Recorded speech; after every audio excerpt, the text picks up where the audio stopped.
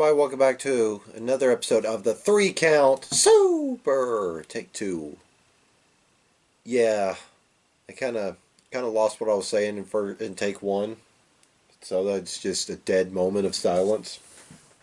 Anyway, yeah, today I'm talking about the Smackdown before Crown Jewel or Super Showdown, and then Smackdown after Super Showdown. That's why I have a beer. Because, number one, SmackDown has been well, it's been boring for several months. I'm not hiding it any longer. It's been boring for several months, save for some important characters or important stories. It's been completely boring. It's not been getting the same love and attention Monday Night Raw gets. And Monday Night Raw is actually pretty good. The other reason why I need a beer is because we're talking about Super Showdown. We'll get to that in a bit. We kicked off the February 21st edition of SmackDown with the Usos, who were teaming with the New Day. You know, they kind of mix it up on the mic. You know, both showering their respective partners with praise. You know, Usos giving praise to New Day giving praise to the Usos, until Big E kind of rubbed the fact that the New Day have one more title reign than the Usos, and basically teased a match between them later on down the line, which, bang. Of course, they were interrupted by the Miz and Morrison, who were teaming with Ziggler and Rude. Came back from commercial. All 8 teams were mixing it. I'm sorry. All 4 teams, 8 men, were mixing up. In the end, Usos and New Day defeat The Miz, Morrison, Ziggler, and Robert Roode. Next, we had a Symphony of Destruction match with Braun Strowman and Elias taking on Shinsuke Nakamura and Cesaro. Yeah, this match was actually pretty brutal. It didn't seem like any of the instruments that got broken. It didn't seem like they were gimmicked at all. Braun Strowman took a freaking ukulele to the face. He also got dropped on a standing base. There was this neat little spot where Shinsuke took some gong mallets that were just kind of like tied together, and he was whipping them around like nunchucks. But in the end, the finish saw Elias going for a top rope elbow, beautiful by the way, drilling Cesaro through a table, while Shinsuke Nakamura got running power slammed on a grand piano that cut the back of his head open, and he got like 9 stitches. It was, or 9 staples, I should say. So yeah, that was not a smart was not a smart moment. Speaking of moments, we had a moment of bliss with Blissy Baby Alexa Bliss as she welcomed her guests, the Bella Twins, who were being inducted into the Hall of Fame because reasons. Oh no, I had this entire segment on mute. I didn't give 2 shits. But there was something I did give a damn about.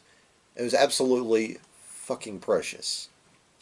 Daniel Bryan coming out with his little girl on his shoulder. It was just heartwarming, despite how I feel about SmackDown these days. It was heartwarming. Speaking of Daniel Bryan, he had a match against Heath Slater where, well, he beat Heath Slater. And Drew Gulak was on commentary, basically he was putting Michael Cole to task. It was pretty enjoyable. But yeah, the running story here is Drew Gulak sees some obvious weaknesses in Daniel Bryan, and Daniel Bryan doesn't care. So Drew Gulak is using Heath Slater as a proxy to get the better of Daniel Bryan. Good luck with that.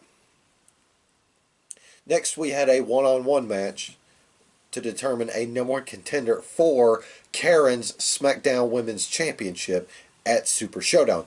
The first ever women's title defense in Saudi Arabia.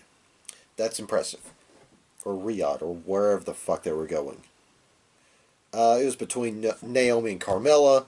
Naomi got the victory. However,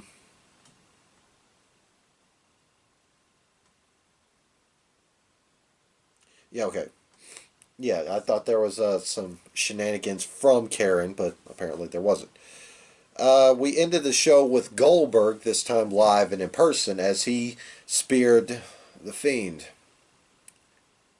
Because, yeah, we had an episode of Firefly Funhouse where Bray Wyatt introduced his colorful friends to Goldberg. And apparently Ramblin' Rabbit's at the bottom of the totem pole because he catches the most shit. Anyway, yeah, and Bray Wyatt basically says, "Oh, there's one more guy you haven't met." And of course, the lights go down, the lights come back up, and Goldberg's just like, "The Fiend, and you're right behind me." He turns around and spears him, and then the Fiend just kind of disappears. And that leads us to Super Showdown.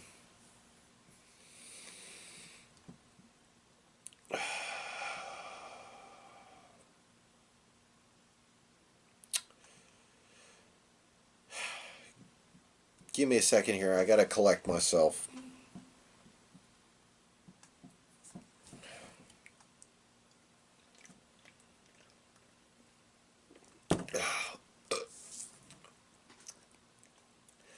Super Showdown, or the day I like to call it, the day that the new generation died, happened Thursday, the February 27th, from wherever I stand. And the quick dirty details are the quick and the dirty details are Carl Anderson and Luke Gallows defeated the Viking Raiders. Whatever. The Tuake Mountain Trophy Gauntlet match happened. R-Truth was MVP until AJ Styles beat the holy hell out of him. Well, no, yeah, AJ Styles beat him, pinned him. Rey Mysterio was supposed to come out last. He got jumped by the club, so AJ Styles wanted to be declared winner after basically issuing an open challenge. Anderson and Gallows got laid out, and then The Undertaker came in, chokeslammed AJ Styles, and pinned him. AJ Styles got pinned to one chokeslam. That is one strike. Next, we had The Miz and John Morrison getting the obvious victory over the New Day to become the new SmackDown Tag Team Champions for the first time in over 10 years. Next, we had Angel Garza defeating Humberto Carrillo. Seth Rollins and Murphy defeated Street Profits to retain their Tag Team championship. Mansoor got the obvious win over Drew Ziggler. God damn it.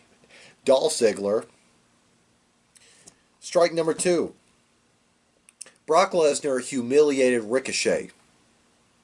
From what I heard, it wasn't a interesting and compelling match like Brock Lesnar had against guys about the size of Ricochet. You know, the matches he's had with Finn Balor or AJ Styles or Daniel Bryan. No, he just straight up murdered this cat. Didn't even give him a chance to show off. Next, we had Roman Reigns defeating Baron Corbin in a steel cage match. Whatever. SmackDown Women's Championship was defended for the first time in Saudi Arabia or wherever the fuck they were. Bayley defeated Naomi, you know, after using Naomi's baggy shirt to her disadvantage. Yeah, they were forced to wear like skin tight bodysuit with a baggy merch shirt over it. Because restrictions, whatever. And finally, the strike 3, and pretty much everybody is in complete unison with this. Goldberg defeated The Fiend to become the new Universal Champion. After a weak-ass jackhammer. After a weak-ass jackhammer. The same jackhammer that, or no, it was a tombstone spot last year. But jackhammer, that could have just messed up Bray Wyatt's neck and head and all that. Just, why? Why do they keep wheeling Goldberg out? When he could just potentially hurt somebody. Please stop. Alright? Anyway. Yeah, that was Saudi Arabia. I'm so fucking glad I didn't fucking watch that. That's why I have beer. To mellow me out. So I don't go all Jim Cornette and maybe one day my heart will just explode from being too angry.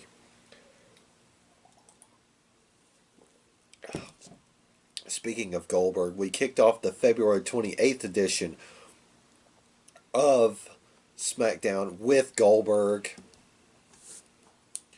I don't even know what Billy Boy said. All I know is Roman Reigns popped out there next, had a 5-minute stare down filled with awkward sexual tension, and basically looked Billy Boy square in the eyes and said, "I'm next." So yeah, there you go. There's Roman's free title win at Mania.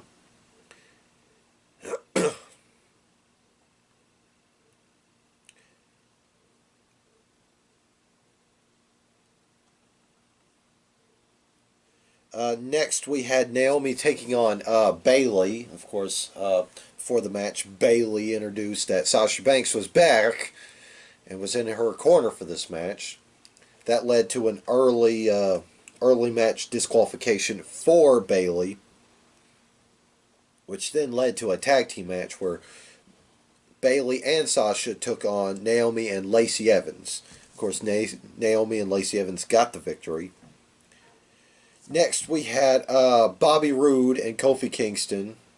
Bob Roode got the victory because of some underhanded tactics by Dolph Ziggler. Of course, early in the match, Big E got ejected from ringside because Bob Roode made it look like Big E put hands on him.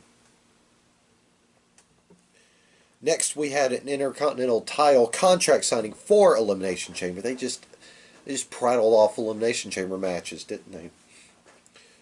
Originally, it's going to be Nakamura versus Braun Strowman, but Braun Strowman kind of put his foot in his mouth, and Sami Zayn, actually capitalizing on it, being, a good manager for once. Braun Strowman said he didn't care if who he had to face. He'd even face all three of them. Sami Zayn then said, "Oh, you'll face all three of them." So, at Elimination Chamber, Braun Strowman will defend his child's replica IC title against Shinsuke Nakamura, Cesaro, and Sami Zayn in a 3-on-1 handicap match. Braun Strowman's totally winning. Prove me wrong. Next, Daniel Bryan defeated Curtis Axel with Drew Gulak on commentary. Next, it was announced that Miz and Morrison would defend their tag team championships against 5 other teams at Elimination Chamber. Those 5 other teams are The New Day, The Usos, Ziggler and Rude, Heavy Machinery, and of course the team that everybody forgets because they're stuck on 205 Live, the Lucha House Party. Lucha House Party is sure as hell not winning that. Anyway, those 6 teams will collide for the SmackDown Tag Team Championships in a Tag Team Elimination Chamber. Hopefully this one won't be as messy. And finally, we ended the show with John Cena, and I can't make a joke out of that. It really was John Cena. We really saw him at his hometown in Boston, or his home state in Massachusetts. Anyway, he gave this heartfelt speech about how WrestleMania spots aren't given, they're earned, and everybody works their whole life for them. But Cena doesn't want a Mania moment. He doesn't want to be at Mania. He doesn't want a match at Mania. He would love one, but he just doesn't want one. He'd rather give it to somebody else. So he leaves the ring, and it's all, oh, boo-hoo, Cena's not going to be at Mania, whoop-de-doo. Then he gets up on the ramp, and he's just stuck there in salute for like 5 minutes until the lights go down. Lights come back up. The Fiend's right behind John Cena. They did all right with a great, great camera work. Because, I mean, we obviously knew it was the Fiend. But it's just the camera was stuck on John Cena's face the whole entire time. They just shifted ever so slightly, and you could see Cena's face here, and the Fiend just kind of looming right behind him. It was just fantastic. Cena turns around, looks the Fiend square in the face, and the Fiend just kind of goes and points at the Mania sign. So yeah, we're getting Fiend versus Cena at Mania. That's been confirmed. Goldberg and Roman for the Universal Championship at Mania.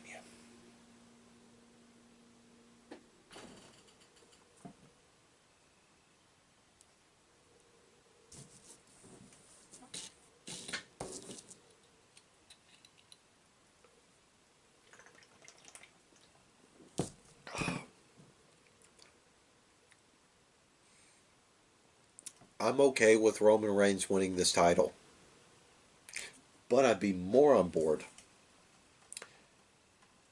if Drew McIntyre wins the WWE Championship. Get rid of all these part-timers. You know what I'd also be okay with? You guys commenting on, how mad Crown Jewel or Super Showdown or whatever the fuck they want to call it, how upset you are, how salty you are. You know what I'll also be happy with?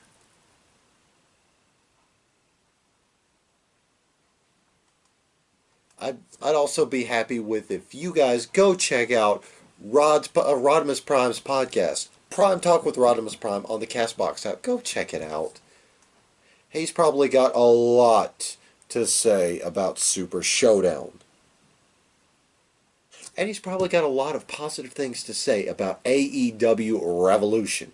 That's the only bright side about Super Showdown happening, is that 2 days later, 2 days later on Saturday, AEW Revolution. God, that was a pretty good pay-per-view. And then we've got Elimination Chamber. We've got Elimination Chamber this coming Sunday.